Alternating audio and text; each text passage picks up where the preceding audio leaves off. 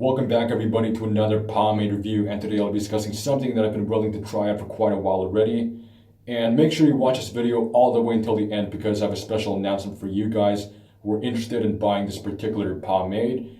So just stick around, and the pomade I'll be talking about today is Hull's Original. Now this is the custom version. It's one of those limited edition runs that come in the Grease Monkey scent. This pomade though is essentially the exact same thing as the original pomade of the line that comes in a red tin, and the only differences between this one and the original pomade are just the limited edition artwork and the scent behind it. So don't be confused thinking that this is another completely different pomade from the line altogether, because it really is not. The Grease Monkey set came with the pomade, the tonic, which I shall drop a review of tomorrow, and one of these really nice little pocket combs over here is probably my favorite pocket comb, which I use on a daily basis now. It comes with a set of wide teeth and narrow teeth. It has the Hull's Original logo on it, and it's one of those unbreakable, bendable combs, so it's really durable, and you can put it in your back pocket without any worry of it snapping in half. And the teeth on it are really rounded, so styling with it would be really smooth, and it feels pretty comfortable. I mean, I've used another comb in the past from another pomade company, and I shall not bring their name up, but their comb had pretty edgy teeth, so styling with it was a hassle, and it gave a really itchy and scratchy sensation on my scalp, so I got rid of it and discarded it immediately. But this one though is my favorite pocket comb right now. It's just really comfortable with the round teeth on it. So I shall discuss about the pomade. Before I do that, I'll give a little bit of an insight behind the Hull's Original line and about the brewer himself. So Garrett Hull is one of the newest brewers in the pomade game, and he's been in it for about less than half a year when he dropped his very first product, which started all, which is the Hull's Original pomade in the red tin last summer. And he's widely discussed, and he's relatively popular in both the pomade and greasy communities. I'm part of both, so I can easily tell you what it's like, what exactly they said about him or what they feel about him. So in the greaser community, honestly, it's full of kids who don't really care much about modern homebrewed stuff, and they're not really willing to step out of their comfort zone of Murray's, Dax, and Jay Strickland products. So there's not much homebrew talk going on, with the rare exception of Lockhart's Goon Grease. But they hardly discuss any brewers in them, so you never really hear any names such as Edwin Carson and Chris Templeton or Steve Lockhart like you would hear in the pomade community. But they do discuss about Garrett Hull and his products, so if these kids start talking about you as a brewer and your products, you know that you're really doing something right. And in the pomade community, everybody's always excited when he announces that he's about to launch a new product, and everybody enjoys his products a lot. And he's one of those newer brewers that everybody just loves. And I've actually been friends with him for quite a while, even way before he started brewing his products. And last January or February, when I was still living in Germany, we had a long discussion together, and he actually told me that he's going to release his very own line of pomades, which he's going to release probably in the summer. And I apparently forgot about that, and when I saw it released in summer, I was like, oh yeah, that's what he's talking about, the Hull's Original.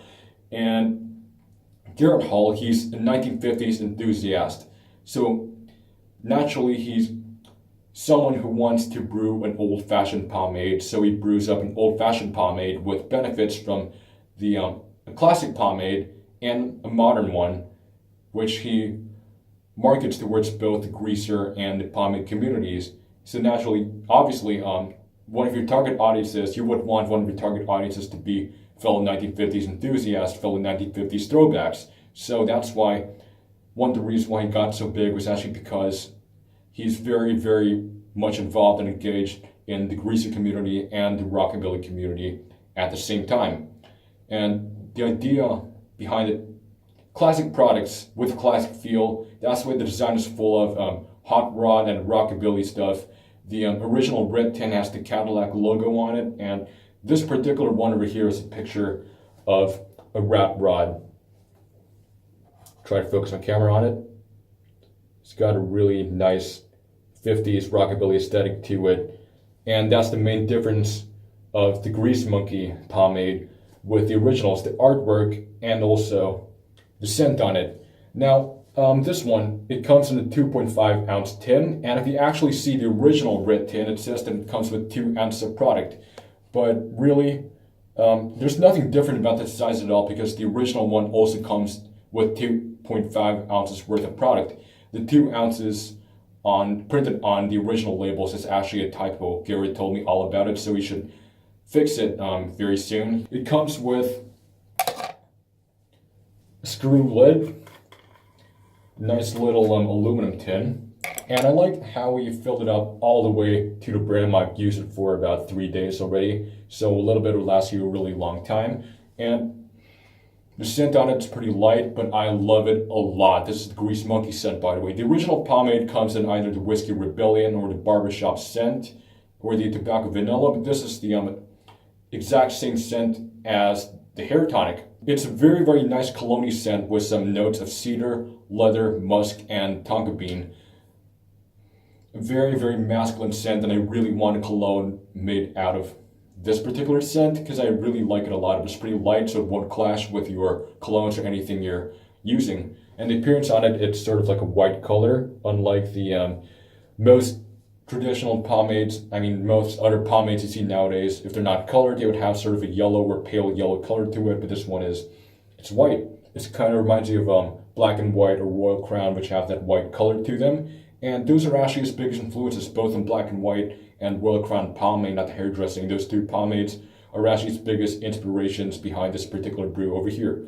Fun fact. So anyway, it's supposed to be a traditional style pomade, so clearly your inspirations have to be the all-time classics. The appearance on it, you have a little bit of a waxy appearance. It doesn't look too greasy at all, but it looks relatively soft for what it is. And on the back of the tin, you would have the label, which comes with both the ingredients and the rating for the hold and the shine. I kind of do like it when pomades come with these kind of indications, so you have a little bit of a rough idea on what it should be like without reading the description if you're too lazy to. And it's based on microcrystalline wax, and if you do know a thing or two about pomades, you would know that this would be one of those softer but better holding pomades, because microcrystalline is one of those softer waxes, and it comes with castor oil as well, which is one of those shinier carrier oils, so you'd expect a good shine out of it. Now scooping it out, it's very, very nice. It's got somewhat of a creamy scoop to it. So breaking it down shouldn't feel too difficult at all. And as you break it down, it's pretty easy as well. Not really much pressure should be applied, but it gets a little bit more waxy. But it doesn't actually feel greasy at all, surprisingly. And applying it to your hair, that has a tiny bit of that tension to it, but it does not feel like a heavy or a firm pomade whatsoever. In fact, it applies just like a medium, and that's what I really like about it. It scoops like a medium, it goes in your hair and applies just like a medium as well. And so it goes in your hair just really, really nicely. It's very easy to distribute around your hair, and you don't have to use so much of the product because when I use it without any prior buildup at all, 2 scoops is pretty much enough to get me by, maybe 2.5 scoops at most. But the buildup on this is also pretty nice as well, so I can even get by on the 3rd day with only half a scoop. And combing through this one also is very, very easy. You would feel really nice slickness to it. The resistance on it is not so much either. It's sort of like a creamy type of resistance. So the amazing thing about this one, it's pretty lightweight in your hair actually, unlike a lot of the classic products when you have a little bit of a greasy feel to them. So this one goes in like a medium, it styles like a medium, but it holds like a firm. My hair really held up all day. It's got a really nice slickness to it. And well, I should redo my part even though it's in there already, just because I just really like it nice and straight. But styling with this stuff is just super easy, it's really quick, and you don't have to use a lot of product with it. And just as I said, the influences behind this pomade are Royal Crown and Black and White, but clearly I can tell that this is actually very like a modern version of Black and White, which is apparently my favorite classic pomade. Why couldn't I get my part straight today? It's nighttime right now, so Anyway, just looking at the back, you can tell it's just how my comb moves through my hair. I just have like 1.5 scoops of this stuff, and I can put my hair back together really nicely. And if you put it together, if you use it together in conjunction with a tonic, it feels even slicker. And I'll post a review of the tonic tomorrow, so you should see what that one is like.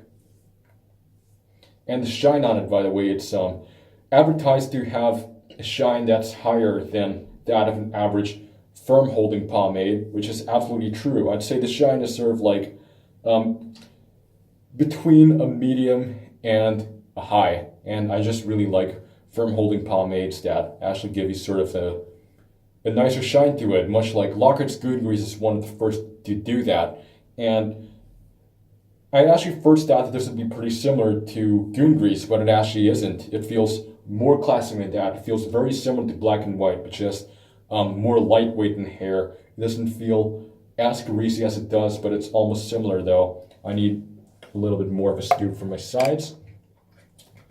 But honestly, you don't really have to use too much of using this much for the sides as well. And as I mentioned, more about the scent, it's pretty light, so it won't be with you throughout the whole day.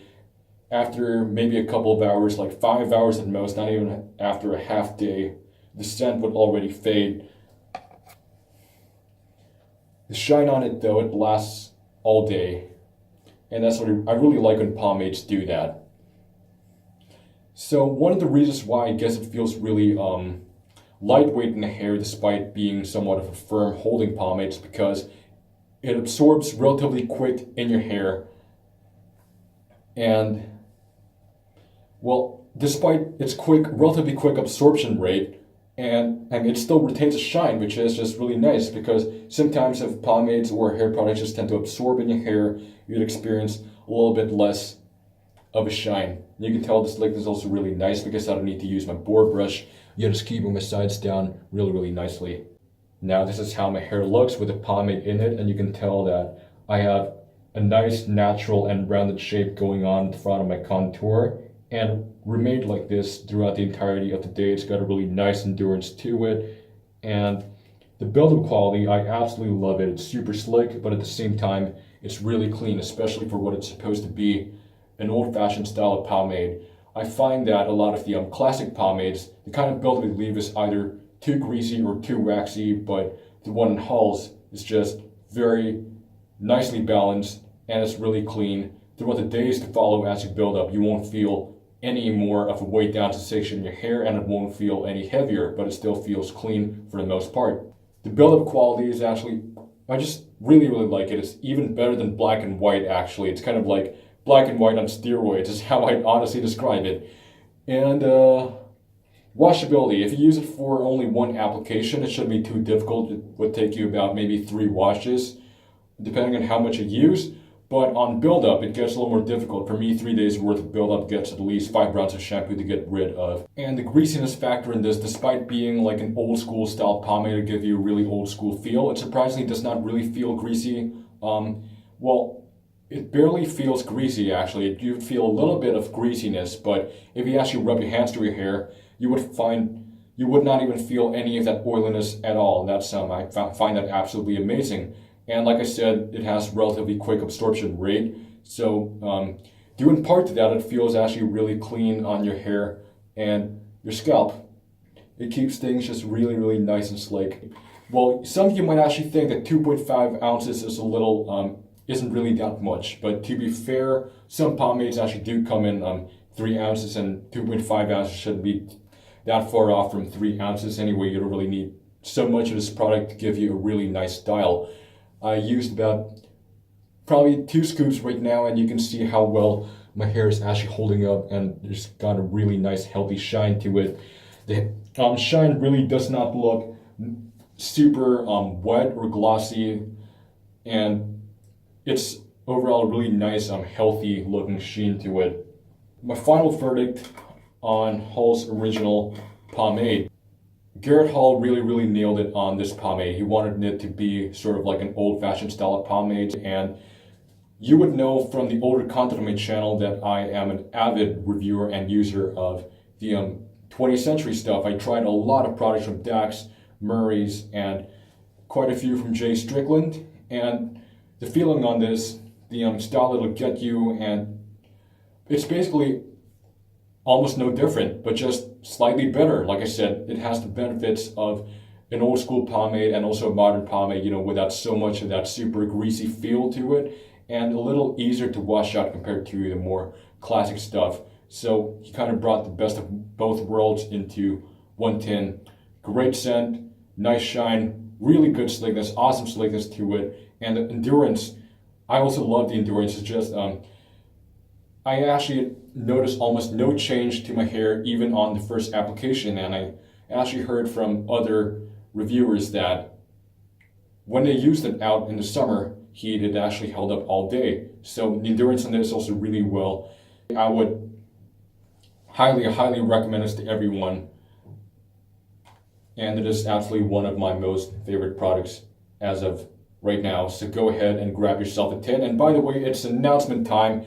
So if you got through this whole long video, this whole detailed video, then congratulations. Anyway, Garrett Hall, he actually gave you guys, my viewers, my subs, a promo code so that you guys can actually use it at the checkout to get your pomades for cheaper. And I shall leave this promo code in the description below. So please do check out the description if you want to buy this pomade in order to get the promo code. And if you really do enjoy this video, please leave a like, comment, subscribe, click on the bell icon to never miss a single upload of mine. I shall see you in my next video, and I shall talk about the tonic tomorrow. So I'll see you then. Stay greasy, everybody.